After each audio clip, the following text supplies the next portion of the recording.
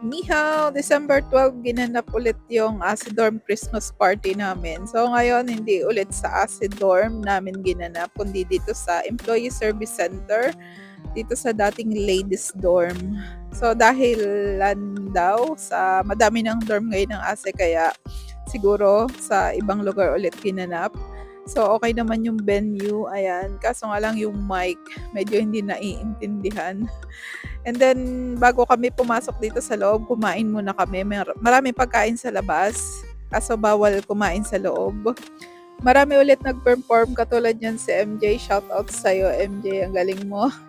So, yan, napanood na naman kita. And then, may mga sumayaw din. Ang gagaling din ng mga sumayaw, guys. May mga nag-perform na mga lalaki. Hindi ko kilala kung taga saan.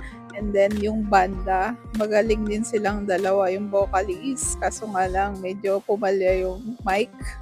And then, pagkatapos niyan, alam niyo naman ang hinihintay ng lahat, yung raffle. Kaya din tayo nagpunta dito.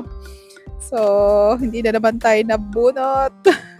Ayan si Ate Girl nanalo ng iPad. Congrats sa'yo. And then pagkatapos i-announce yung grand prize. Uwi na. So, yun lang guys. Sana next year panalo na tayo.